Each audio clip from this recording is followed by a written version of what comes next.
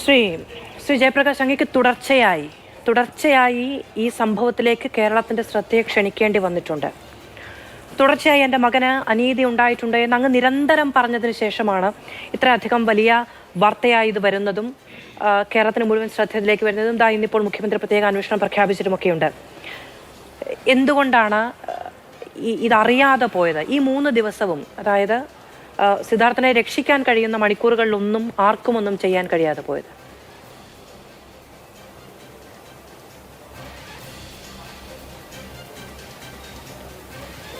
അതിലുണ്ടായ ഒരു മെയിൻ കാരണമെന്ന് പറഞ്ഞാൽ സിദ്ധാർത്ഥൻ്റെ കൂട്ടുകാർ തന്നെയാണ്, ക്ലാസ്മേറ്റ്സും റൂംമേറ്റ്സും അവർ തന്നെയാണ് ഇതിന് കൂട്ടുനിന്നത്. അതാണ് ഇതിൻ്റെ മെയിൻ കാര്യം. ഫസ്റ്റ് പ്രശ്നം ആദ്യത്തെ പോയിൻ്റ് അതാ. അത് കഴിഞ്ഞ് സീനിയേഴ്സും കാര്യങ്ങളെല്ലാം ഉണ്ട്. പക്ഷെ കൂട്ടുനിന്നത് റൂംമേറ്റ്സും ക്ലാസ്മേറ്റ്സും അവർ തന്നെയാണ് പ്രതികൾ. അവരും കൂടെയാണ് പ്രതികൾ. ആ പ്രതികളെ പിടിച്ചിട്ടുണ്ട്. ഒരു പ്രതികളെ പിടിച്ചു. അടുത്തൊരു പ്രതി ലിസ്റ്റിലുണ്ട്, ആദ്യത്തെ ലിസ്റ്റിലുണ്ട്. അതുകൊണ്ട് തന്നെയാണ് ആദ്യം സംശയമൊന്നും ഉണ്ടാവാത്തത്. സിദ്ധാർത്ഥനെ 3 ദിവസമായിട്ട് കോൾ ചെയ്യുമ്പോൾ, സിദ്ധാർത്ഥൻ്റെ അമ്മ കോൾ ചെയ്യുമ്പോൾ സിദ്ധാർത്ഥൻ ഫോൺ എടുക്കുന്നില്ല. അപ്പോൾ സിദ്ധാർത്ഥൻ്റെ കൂട്ടുകാരനെ വിളിക്കുന്നു, അക്ഷയ് എന്നുള്ള കൂട്ടുകാരനെ വിളിക്കുന്നു. അക്ഷയ അവൻ്റെ അമ്മ വിളിച്ചിട്ട്, മോനെ സിദ്ധാർത്ഥനെവിടെ, ഒന്ന് കോൾ കൊടുക്കൂ, അല്ലെ ഫോൺ വിളിക്കാൻ പറ എന്ന് പറയുമ്പോൾ ഉടൻ തന്നെ സിദ്ധാർത്ഥൻ തിരിച്ചു വിളിക്കുന്നു. 2 വാക്ക്, അമ്മ ഓക്കെ, ഞാൻ കിടക്കുന്നു, അത്രയും. ഈ 3 ദിവസം തുടർച്ചയായി നടന്നുകൊണ്ടിരിക്കുന്ന ഇതാണ്. അപ്പോഴേ അമ്മ വിശ്വസിക്കുന്നു, കൂട്ടുകാരെ വിശ്വസിക്കുന്നു. കൂട്ടുകാരൻ നല്ല കൂട്ടാണ് അവരുമായിട്ട്, അമ്മയായിട്ട് ആൻറ്റി എന്നൊക്കെ വിളിച്ചിട്ട് നല്ല കൂട്ടാണ്. അപ്പോൾ അമ്മ സംശയിക്കുന്നില്ല. എന്ത് ചെയ്യാൻ പറ്റും?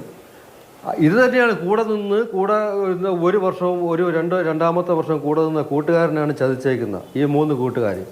മകൻ്റെ പോസ്റ്റ്മോർട്ടം റിപ്പോർട്ട് വരുന്നതിന് മുമ്പേ ഞാൻ ആരോപണമല്ല, എനിക്ക് കിട്ടിയ വിവരം ഞാൻ പറഞ്ഞിട്ടുണ്ടായിരുന്നു. 2-3 പേരും പറഞ്ഞിട്ടുണ്ടായിരുന്നു. ഞാനത് അന്വേഷണ ഉദ്യോഗസ്ഥരടുത്തും പറഞ്ഞു. അവൻ്റെ റൂമിലുള്ള കൂട്ടുകാർ, അക്ഷയ്, റഹാന്, ഡാനിഷ് എന്ന് പറഞ്ഞിട്ടുള്ള കൂട്ടുകാർ, എൻ്റെ അവിടെ വന്നിട്ടുള്ള, ഇവിടെ മകൻ്റെ ഡെഡ് ബോഡിയുടെ കൂടെ വന്നതല്ല, ഡെഡ് ബോഡി കാണാൻ വന്ന കൂട്ടുകാർ എന്നോട് പറഞ്ഞതാണ് ഈ 3 പേരും. പിന്നെ സിഞ്ചോ എന്ന് പറഞ്ഞിട്ടുള്ള ഒരു കൂട്ടുമായി. സിഞ്ചോ ആയിരുന്നു എനിക്കറിയില്ലായിരുന്നു. പിന്നെ സസ്പെൻഷൻ ഓർഡർ വന്നപ്പോഴാണ് ഈ സിഞ്ചോ എന്ന് പറഞ്ഞ ആളും ഇതിലുണ്ട്. ആദ്യം വന്ന എല്ലാ പേരും ഈ SOPയിലുള്ളവരായിരുന്നു പറയുന്നത്. അത് കഴിഞ്ഞിട്ട് പിന്നെ പറഞ്ഞ ആദ്യം ഈ ആരോപണം പോലെ ഞാൻ കേട്ടു. പിന്നെ ഈ 12 പേരെ സസ്പെൻഷൻ ഓർഡർ വന്നു, പത്രത്തിൽ കൃത്യമായിട്ടുണ്ടായിരുന്നു. ഈ യൂണിറ്റ് സെക്രട്ടറി ഉണ്ട്, ഒറ്റ യൂണിറ്റേ ഉള്ളൂ അവിടെ SFIയുടെ യൂണിറ്റ് സെക്രട്ടറി. എല്ലാ ഭാരവാഹികളാണ്, പ്രവർത്തകരുമല്ല, വെറും പ്രവർത്തകരല്ല, വെറും അനുഭാവികളല്ല, ഭാരവാഹികളാണ്. അതാ ഏറ്റവും രസം. അപ്പോൾ പിന്നെ അവരെ സംരക്ഷിച്ചേ പറ്റുള്ളൂ. അതിനുശേഷം നമുക്ക് അവിടുന്ന് കൃത്യമായിട്ട് വിവരം, അവൻ്റെ നല്ലവരായ കുറച്ച് സുഹൃത്തുക്കളുണ്ട്, നല്ല ടീച്ചേഴ്സും ഉണ്ട്. അവർ കൃത്യമായിട്ട് വിവരങ്ങൾ നമുക്ക് തന്നു.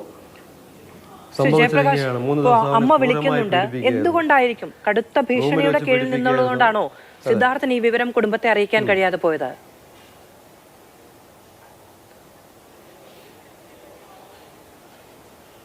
തീർച്ചയായും കടുത്ത ഭീഷണി ഉണ്ടായിരുന്നു. ആ സമയത്തെല്ലാം ക്രൂരമായ പീഡനത്തിന് ഇരയായിക്കൊണ്ടിരിക്കുകയാണ്. പോസ്റ്റ്മോർട്ടം റിപ്പോർട്ടിൽ 3 ദിവസം പഴക്കമുള്ള അവൻ ആന്തരികമായിട്ട് അവന് മുറിവുണ്ടായിരുന്നു. അപ്പം മനസ്സിലായി, വിളിച്ചുകൊണ്ടിരിക്കുന്ന സമയത്തെല്ലാം അവരുടെ കസ്റ്റഡിയിലാണ്. ഈ ഫോൺ ഉൾപ്പെടെ അവരുടെ കസ്റ്റഡിയിലാണ്. പിന്നെ നമുക്ക് മനസ്സിലാക്കിയത്.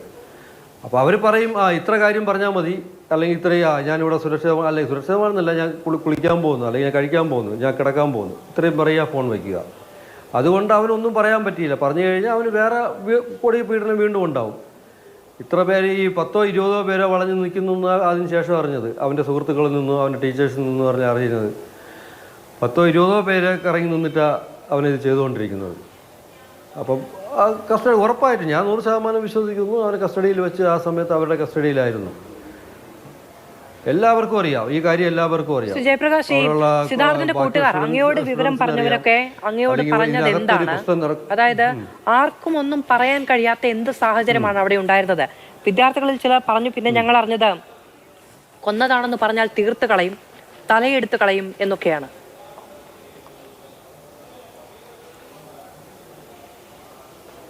അതെ, അത് എന്നോട് പറഞ്ഞത് അവിടെ നിന്ന് വന്ന കുറച്ച് അവൻ്റെ കൂട്ടുകാർ.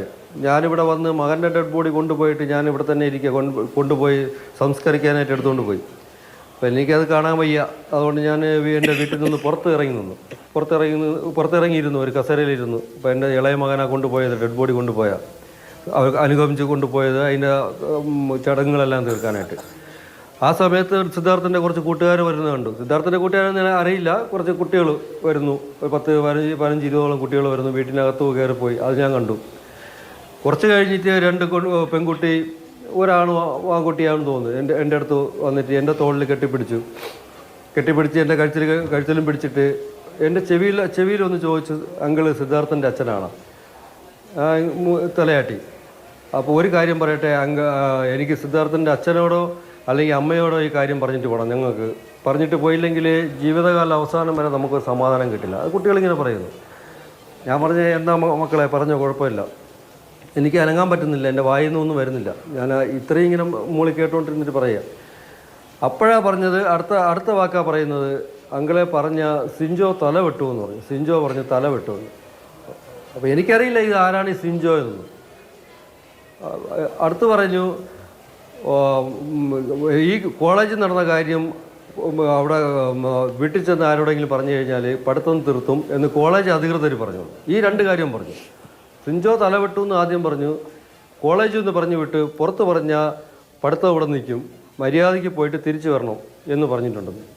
അപ്പോഴൊരു കാര്യം പറയുന്നില്ല. ഞാൻ പറഞ്ഞു ഓക്കെ, കുഴപ്പമില്ല, പറഞ്ഞോ എന്ന് പറഞ്ഞു. എനിക്ക് അവിടെ നിന്ന് കസേരയിൽ നിന്ന് ഇരിക്കാൻ വയ്യ, മകൻ്റെ ബോഡി കൊണ്ടുപോയിട്ട് 10-15 അല്ല അരമണിക്കൂർ തന്നെ ആവണുള്ളൂ. അപ്പോൾ എനിക്ക് അനങ്ങാൻ വയ്യാതിരിക്കുക. അപ്പോഴാണ് അവർ പറഞ്ഞത്, അങ്ങളെ സിഞ്ചോയും അവൻ്റെ ഫ്രണ്ട്സും അക്ഷയും റഹാനും ഡാനിഷും ചേർന്നിട്ടാണ്. അപ്പോൾ ഈ അക്ഷയ് റഹാൻ ഡാനിഷ് പേര് എനിക്ക് മുമ്പേ അറിയാം. ചിലപ്പോൾ ഡാനി എന്ന് പറയും, ചിലപ്പോൾ ഡാനിഷ് എന്ന് പറയും. ഈ 3 പേരും എനിക്ക് നല്ലവണ്ണം അറിയാം. അതിൽ 3 പേരും ഇവൻ്റെ റൂംമേറ്റ്സാണ്, ക്ലാസ്മേറ്റ്സും റൂംമേറ്റ്സാണ് മോൻ്റെ. ഞാൻ ഇടയ്ക്കിടയ്ക്ക് വിളിക്കുമ്പോഴേ പറയും, അക്ഷയുടെ കൂടെ ഞാൻ അവിടെ പോകുന്നു. അവരെല്ലാം ഈ വീട്ടിൽ വന്നിട്ടുണ്ട്. ഈ അക്ഷയ് റഹാനും ഡാനിയും എന്നൊക്കെ പറയുന്നത് ഈ വീട്ടിൽ വന്നിട്ട് 2 ആഴ്ച മുമ്പ് വന്ന്, 2 മാസം മുമ്പ് വന്നതാണ്. അവൻ്റെ അമ്മയെ നാഗാനമഞ്ച് കഴിച്ച് ഇവിടെ നാട്ടിൽ കൊണ്ട് കാണിച്ച് എല്ലാം ചെയ്തിട്ടുള്ളവരാണ്. അതുകൊണ്ട് ആ പേര് എനിക്ക് നല്ലവണ്ണം അറിയാം. സിഞ്ചോയും ഫ്രണ്ട്സും അക്ഷയും റഹാനും ഡാനിയും കൂടെ ചേർന്ന് റൂമിലിട്ട് തീർത്താണെങ്കിലേ ഇത്രയും പറഞ്ഞിട്ട് പോയി. വേറെ ഒന്നും പറഞ്ഞില്ല. എങ്ങനെയാണ് അതുവരെ എനിക്കൊന്നും അറിയില്ല. റാഗിങ് നടന്നോ, അവിടെ അടി നടന്നോ, ഇവിടെ നടന്നോ, എനിക്കൊന്നും അറിയില്ല. ഞാൻ ഗൾഫിൽ നിന്ന് വന്നേ ഉള്ളൂ. ഇത് അറിഞ്ഞിട്ട് ഞാൻ വന്നിട്ട് അങ്ങ് ഇരിക്കുക. അതിനു മുമ്പ് ഞാൻ ആരുമായിട്ടും കോൺടാക്ട് ചെയ്യില്ല. മകൻ്റെ ബോഡി ആ 20-ാം തീയതി കൊണ്ടുവന്നേ ഉള്ളൂ. 20-ാം തീയതി കൊണ്ടുവന്നപ്പോഴേ ഞാൻ വീട്ടിൽ നിന്ന് വെളിയിറങ്ങിയത്. ഇത്രയും പറഞ്ഞിട്ട് പോയി, തീർത്ത് കളയും. പിന്നെ റിക്വസ്റ്റ് ചെയ്ത് കേസ് വിട്ടുകളയല്ലേ. അതിന് ശേഷമാണ് ബാക്കി കാര്യങ്ങളൊക്കെ അറിയുന്നത്. 3 ദിവസം മുതൽ പീഡനമായിരുന്നു. അവനെ പാറപ്പുറത്ത് തന്നെ പാറപ്പുറത്ത് കൊണ്ടുപോയിട്ട് വലിച്ചഴിച്ചുകൊണ്ട് പോയി എന്ന് പറയുന്നു. കാലിൽ കെട്ടി വലിച്ചഴിച്ചുകൊണ്ട് പോയി. ക്ലിയറായിട്ട് കൃത്യമായിട്ടുള്ള വിവരങ്ങൾ അവിടെ നിന്ന് അവന് സ്നേഹമുള്ള കൂട്ടുകാർ പറഞ്ഞിട്ടുള്ളതിൻ്റെ ഫുള്ള് പ്രൂഫ് നമ്മളതിലുണ്ട്. അത് എൻ്റെ അളിയൻ്റെ കയ്യിലുണ്ട്. ശരി.